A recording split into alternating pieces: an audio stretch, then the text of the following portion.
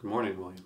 Oh, Steven, you're back. Yeah, I missed the last episode. You were talking about Voltron or something? Some kid's show? Certainly a giant robot that forms together, yes. Popcorn for breakfast. So what did we see this time? We saw Guardians of the Galaxy Vol.2. And I didn't like it. So we're saving the galaxy again? Yep. Awesome! We're really gonna be able to jack up our price if we're two-time galaxy savers. Yes! Kind of disappointed. I am... I shouldn't be, but Yeah. I am. In comparison with the first one, I'm disappointed. So I'll sum up the plot for this one because it's super short. We don't have to go into too much detail. Basically, Quill's father, played by Kurt Russell, who we like Kurt Russell, shows up and he's like, hey, I'm your dad. Oh, by the way, I'm a kind of creature that's basically a god. And I made you half god because you need to give me your power so I can trigger these seeds I put on every planet over millions of years so that the entire universe can be me. And then Quill realizes this is bad because he loves his friends and his friends are his family, and then the movie's over. It doesn't really tie into like Infinity Stones or any major. They do throw you kind of a curveball. You think that the gold-plated people are like Gonna be the antagonist. The bad guy, and that they're gonna try and that they're out to cleanse the universe and make everybody perfect like they think they are. They turn out to be kind of minor annoyances. Mm-hmm. A couple of neat gags with them and how they behave, but really, this movie, I'm disappointed because the first movie set a great standard and really surprised me. I thought it was going to be schlock, and it was a really good movie. A little sappy at the end, though. Let's Care Bear stare, but in a good way though. But in a way that fit. Yeah, it was fine.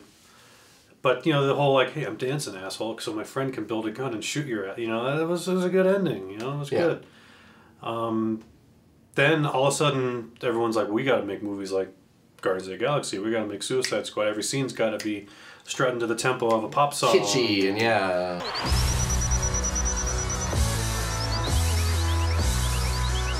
Showtime, a-holes! And this movie became the parody. This, Guardians 2 was that disjointed, like, scene to scene, like, okay, we're here now. This song goes with this scene. It was Marvel's Suicide Squad. This song goes with this scene. And it was a mess. And I didn't really like very much of it. Yeah. Speaking of the mess, I mean, this movie had more color in it than if Clark Griswold had done acid and then set up his Christmas lights. There was so much color, and that was kind of the fun of watching the movie, was all the color and the spectacle and the lasers and things, but the movie itself didn't fucking need it. Like, it was way overdone, way too colorful, way too much Baby Groot. Now, whatever you do, don't push this button, because that will set off the bomb immediately, and we'll all be dead. Now, repeat back what I just said. I am Groot. Uh-huh. I am Groot. That's right. I am Groot. No! Yeah, the palette, it was the same as the first movie, maybe a little more. I thought it was kind of like, it was more. Doctor Strange had a very bright palette towards the end. But they set up that these certain dimensions are like that. This was like, hey, there was some color in the first one. Now get ready for your eyes to bleed. I didn't feel that way. Okay. Maybe I was too distracted by the dialogue and everything just being a joke. Everything ends in a punchline in this movie. There's nothing serious in this movie. Including the serious part with them keeping Kurt Russell's character asleep with the empath and then a soccer ball noise of a stone hitting her in the head. It's like, and then Drax has to say something about how she's out. Ugly. Oh yeah, she's ugly. You're beautiful on the inside, and like, too literal. Because Drax is always opposite of everyone. Yeah, and this sequel falls prey to that sequel thing where it's like every character is an exaggerated version of the original, the first movie. They're more. Drax is super literal. He's super, odd. Just weird and different. Out of place. And Rocket is super assholic and super douchebaggy. And Peter Quill is even more thief-ear with a heart of gold. super in love with Gamora. Yeah, and Gamora just kind of stayed Gamora. She didn't really change at all. My favorite character was Nebula because she knew what she wanted to do. She had motive, and she gets to be a part of the team. Spoiler at the end, but she's still kind of a bitch. Still a bitch. Yeah. Still has a bad attitude, and that kind of works. She still hates everybody, and she was the only one who was really true to character. And then there was too much Baby Groot. Yeah.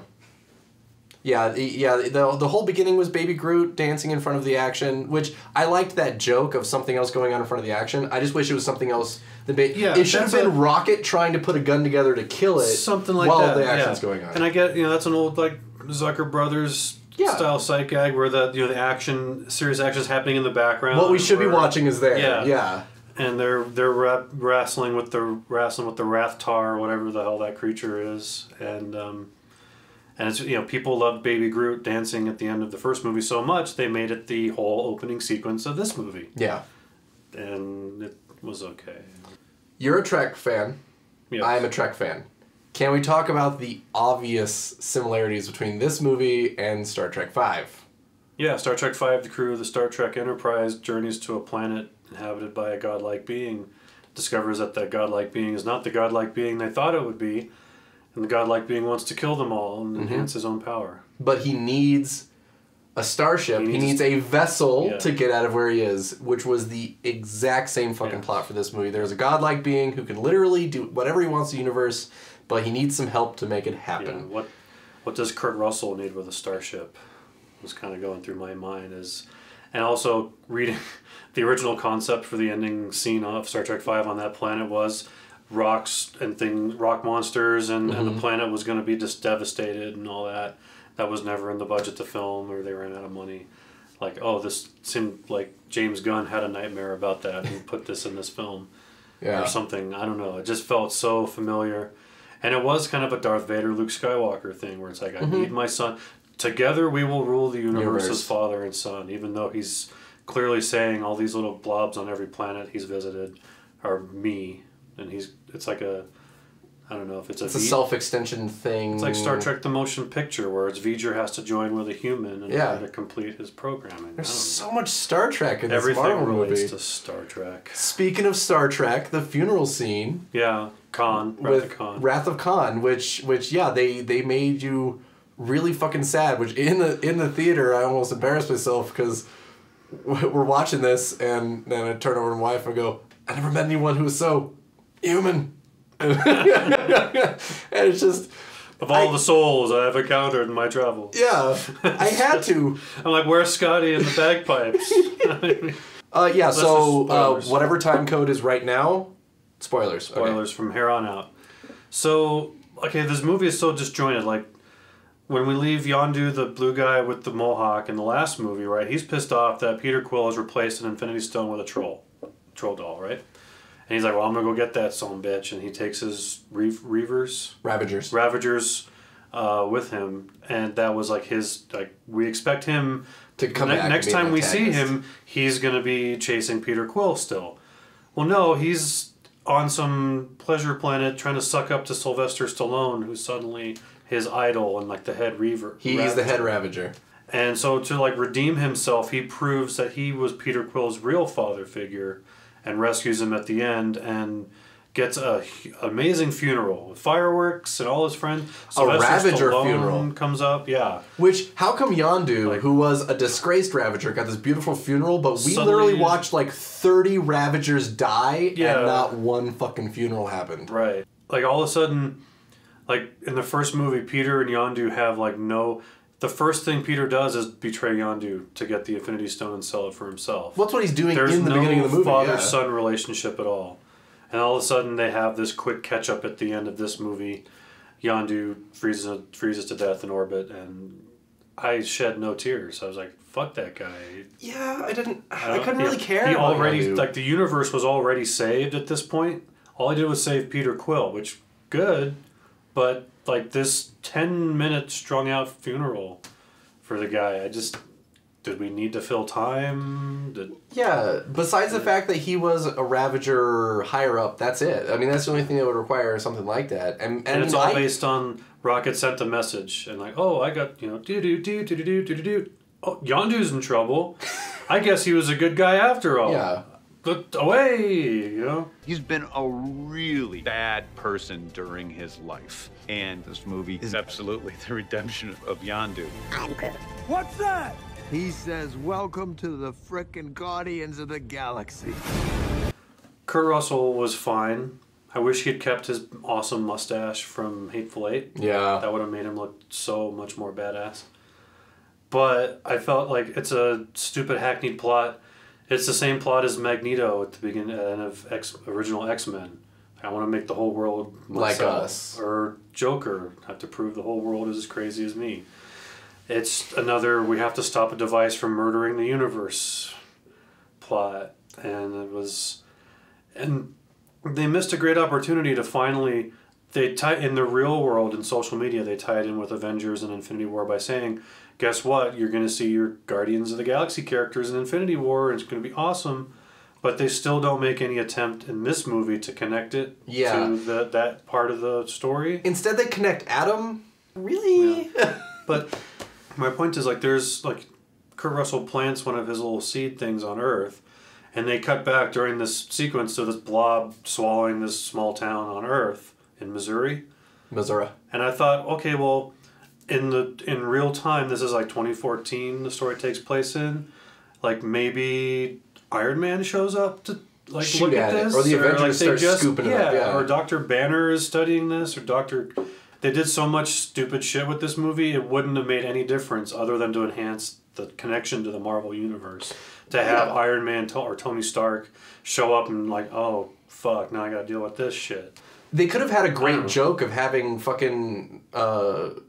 Ant-Man show up and be like, this is a bigger problem than I can handle. Like, that would have been a funny joke to throw in right there, but they just, whatever. Yeah. But that's really all there is to say. Yeah, I really think so. I mean, we're really talking about it more than it needs. Yeah, we've been getting the wrap-up sign from our producer for about the past 5 minutes now. So this movie did not even pop for me. I don't think I would watch it again. You can give it a not pop? Give it a not pop. This movie was a $100 million explanation of the lyrics of a 70s pop song. Of a catchy tune. That's all. Yeah, this was sadder than Spock dying and more colors than Christmas. But despite those things, it did not pop. I know this might be surprising. On the way out of the theater, I was like, I'm probably going to give it a pop, but nah, the more I think about it, like... Visually, the spectacle is there, and it's fun. But plot and characters, it didn't pop. No, not a good sequel, and not a good film on its own. Yeah. Sorry, guys. Very disappointing.